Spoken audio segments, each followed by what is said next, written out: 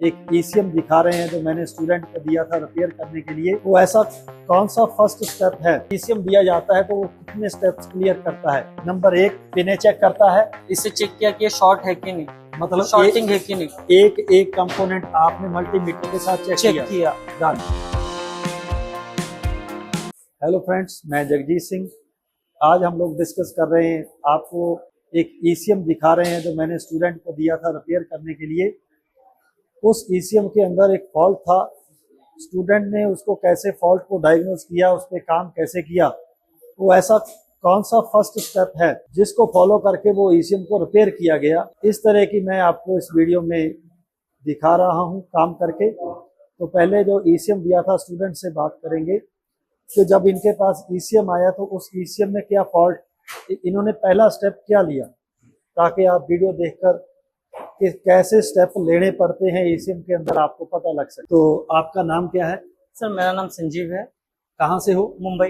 मुंबई से। तो आपको जब ये सर ने ईसीएम दिया तो आपने पहला स्टेप कहाँ से काम करना स्टार्ट किया? सर सबसे पहला स्टेप मेरा ये था, मैंने ऑन बोर्ड करने से पहले ऑफ बोर्ड उसके सारे पिने चेक किए, कपलर्स के पिने चेक किए। पिन का मतलब आपने ये पिने चेक की? हाँ, ये पिने चेक किए, ये जली तो नहीं है, ब्रेक तो नहीं है। सबसे पहली पॉइंट्स ये थी मेरी। Very good. फिर आपने अंदर से पिने चेक की? यस, अंदर से पिने चेक की। 2 स्टेप क्लियर किए। तीसरा स्टेप आपने क्या किया? तीसरा स्टेप मैंने ये किया, सबसे पहले इसे चेक किया कि ये शॉर्ट है कि नहीं, मतलब शॉर्टिंग है कि नहीं। एक एक कंपोनेंट आपने मल्टीमीटर के साथ चेक किया। डन। शॉर्ट है कि नहीं। शॉर्ट होने के बाद मैंने इसे ऑन बोर्ड किया। चौथे स्टेप पे चले गए, इस तरीके से ऑन बोर्ड किया। ऑन बोर्ड करने के बाद आपने क्या किया?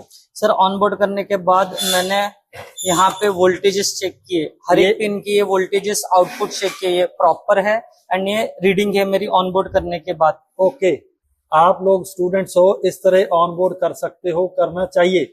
ये इनका स्टेप जो नेक्स्ट स्टेप था ये है, ठीक है। इस तरह इन्होंने स्टेप्स को फॉलो किया और इसमें आपको क्या मिला फिर? सर मुझे 18 नंबर पिन में 0 वोल्ट आउटपुट मिली, ये 0 वोल्ट, बट एक्चुअल उसमें आना चाहिए 5 वोल्ट। 5 वोल्ट आना चाहिए, आ रही थी 0 वोल्ट। 0 वोल्ट। आपने ये पिनों का डाटा लिखा? यस, डाटा लिखा सर। अब इसके बाद आपने क्या किया? सर इसके बाद मैंने इसे ऑफ बोर्ड किए, ऑफ बोर्ड सप्लाई बंद कर दी। सप्लाई बंद कर दी। बंद करने के बाद मैंने होल्ड किया थोड़ी देर के लिए, जब तक ये डिस्चार्ज ना हो। यस, मैंने होल्ड करने के बाद फिर इसकी पिन, जो कपलर की पिन है, पिन नंबर 18 से लेके ये है मेरे accelerator pedal position sensor 1 supply. वहां दिखाइए। ये नेक्स्ट स्टेप फिर आ गए इन्होंने। फिर ये सर मैंने ट्रैक ड्रॉ किया, यहाँ से 18 नंबर पिन को यहाँ तक ट्रेस किया सर। ट्रेस किया तो उसके ट्रैक में कितने कंपोनेंट्स आए? कोई भी नहीं आया, ठीक है। तो ये 9 नंबर आईसी, 1 2 3 4 5 6 9 नंबर पिन पे एक्सीलेटर की पिन कनेक्ट हो गई। Yes sir. अब यहाँ पे आपने क्या डिसीजन दिया? सर एक मिनट, यहाँ पे स्टूडेंट्स अब क्या गलती करते हैं या कैसे काम करते हैं ना। तो यहाँ पे ट्रैक बिल्कुल ओके है, पिन लूज बिल्कुल ओके है, यहाँ पे एकदम ओके, कोई लूज नहीं थी, पिन यहाँ पे लूज नहीं है। हाँ, फिर आप आईसी चेंज कर सकते हो, लेकिन इन्होंने आगे क्या किया वो देखते हैं। आपने आईसी चेंज किया? ये ना सर, मैंने चेंज नहीं किया। पहले सर मैंने इसे क्रॉस चेक करने के लिए मैंने टेंटलम कैपेसिटर पे चेक किया 5 वोल्ट आ रही कि नहीं है, एंड अदर्स जो सेंसर है जिसमें 5 वोल्ट आनी चाहिए वो भी चेक किया मैंने। तो उससे में भी मुझे वोल्टेज प्रॉपरली मिल रही थी, बट मुझे इश्यूज आए थे एक्सीलरेटर पेडल के सेंसर में। तो मैंने आईसी का डिसीजन ड्रॉप किया रिप्लेस करने का। मैंने इसे और फर्दर ट्रेस करने की कोशिश की कि इसमें और कोई ट्रैक में इश्यू है क्या। तो अकॉर्डिंगली मैंने चेक की पावर आईसी से लेके एमसीयू की डेटा, जो पावर आईसी की 29 पिन नंबर है। एक मिनट, ये ना हमारी इस किताब के अंदर ईसीएम ईसीयू रिपेयर, इसके ऊपर 220 नंबर पेज के ऊपर हमने एक आईसी का डाटा बनाकर दिया हुआ है। Yes sir. इसके अंदर एक एक पिन में यदि हम लोग देखते हैं तो यहाँ पे कुछ पिनें ऐसी हैं जो माइक्रो कंट्रोलर से कम्युनिकेट करती हैं। 1 2 ये 3 4 5 6 7 8 पिनें ऐसी हैं जो कम्युनिकेशन के लिए यूज की गई हैं। इसमें 29 नंबर पिन को इन्होंने फिर ट्रेस किया। यस, आपने पावर आईसी क्यों ना चेंज किया जाए?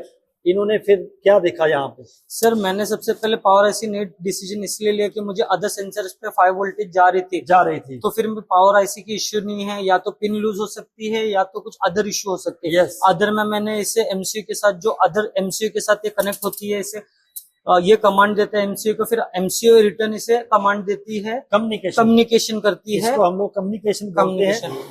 पावर आईसी से रिपोर्ट्स ली जाती है और एमसीयू से कमांड्स दी जाती है। ठीक है, इसकी 29 नंबर पिन को ट्रेस कर लिया। Yes sir. ट्रेस करने के बाद क्या मिला सर? ट्रेस करने के बाद मुझे 2 रजिस्टर मिले, एक 927 ओम यहाँ पे दिखाइए, ये 927 ओम की है सर। 927 ओम की ये रजिस्टर मिली है, जो कि इसका सेकंड पार्ट ग्राउंड के साथ अटैच्ड है। ये पैरेलली है। ठीक है। एंड इसके बाद मैंने ट्रेस की तो फिर मैंने ये रजिस्टर के पास आ गई, जो है 1886 ओम वैल्यू। तो सर यहाँ पे रजिस्टर्स में इश्यू थी, तो यहाँ से जो ट्रांसफर नहीं हो रही थी सिग्नल एमसीयू को पिन नंबर 127 पे।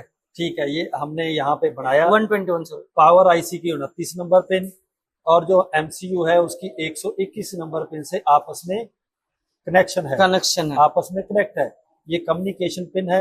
इसकी ये रजिस्टर आप फॉल्टी हो चुकी थी। यस। आपने इसको चेंज किया तो आउटपुट 5 वोल्ट आ गई सर। 5 वोल्ट आ गई। और एक आपने रीजन और देखा था, यहाँ पे 48 वोल्ट जनरेशन नहीं हो रही। Very good. इसमें इन्होंने, इनके पास जो फॉल्ट था वो ये था, 2 सिम्टम थे। 48 वोल्ट पैदा नहीं हो रही थी और यहाँ पे 5 वोल्ट पैदा नहीं हो रही थी। पैडल पे सर। एक रजिस्टर जो कम्युनिकेशन के लाइन में आती है उसको चेंज करने के बाद 48 वोल्ट आ गई यहाँ पे। यस सर, आ गई। यस, यहाँ पे आ गई 5 वोल्ट यहाँ पे आ गए सर। तो इस वीडियो के अंदर हम लोग आपको ये दिखाना चाहते हैं कि यदि आप लोग प्रॉपर काम करना चाहते हो तो आपके पास ये पिन डाटा बिल्कुल आपका खुद अपना होना चाहिए। यदि ये पिन डाटा नहीं है, आपने बैक ट्रेसिंग नहीं की, तो हमारा ईसीएम रिपेयर करने के चांस बहुत कम हो जाते हैं। मतलब 50% आप लोग ईसीएम रिपेयर कर सकते हो। कम्युनिकेशन की कितनी लाइंस माइक्रो कंट्रोलर के साथ कनेक्ट हैं, वो डाटा आपके पास होना चाहिए। यदि वो नहीं है तो आप लोग ईसीएम रिपेयर 100% नहीं कर सकते। इसके अंदर हम लोगों ने स्टेप्स देखे, स्टूडेंट ने आपके साथ शेयर किए कि जब एक फ्रेशर स्टूडेंट को ये ईसीएम दिया जाता है तो वो कितने स्टेप्स क्लियर करता है। नंबर 1 पिने चेक करता है, नंबर 2, नंबर 3 मल्टीमीटर से एक एक कंपोनेंट चेक करता है कि वो शॉर्ट तो नहीं, नंबर 4 ऑन बोर्ड करता है। जैसे इन्होंने वोल्टेज लिखी हुई है, ये वोल्टेज आ जाती है। फिर वोल्टेज नोट करने के बाद फिर क्या होता है, जब भी किसी एक लाइन में वोल्टेज नहीं आ रही, जैसे 18 नंबर पिन पे नहीं आ रही थी, तो इन्होंने क्या किया, फिर उसको ट्रेस किया। ट्रेस करने के बाद फिर आगे बिल्कुल ओके दिखाई दिया। फिर इन्होंने आगे कम्युनिकेशन लाइन को पकड़ा, जैसे यहां से यहां तक, क्योंकि 48 वोल्ट पैदा नहीं हो रही थी, 22 वोल्ट पैदा हो रही थी, लेकिन ये वोल्टेज नहीं पैदा हुई 48। तो 48 वोल्टेज ना पैदा हुई तो इसके लिए फिर इन्होंने कम्युनिकेशन लाइन को चेक करवाया गया। उसमें एक रजिस्टर फॉल्टी होने के कारण एक्सीलेटर पे वोल्टेज नहीं पैदा हो रही थी और जनरेट नहीं हो रही थी, और हाई वोल्टेज यहाँ पे जनरेट नहीं हो रही थी ईसीएम के अंदर इस पॉइंट पे। तो ये दोनों एक रजिस्टर के कारण फॉल्ट था। तो ये 6 स्टेप्स लेने के बाद ईसीएम रिपेयर हो गया। तो ये एक बहुत मुश्किल काम है पहले, लेकिन जब तक आप लोग प्रॉपर ट्रेसिंग नहीं करोगे, बैक ट्रेसिंग नहीं करोगे, तब तक ये फॉल्ट, इस तरह के फॉल्ट डायग्नोज करना बहुत मुश्किल रहता है। तो ओके, थैंक्स यू।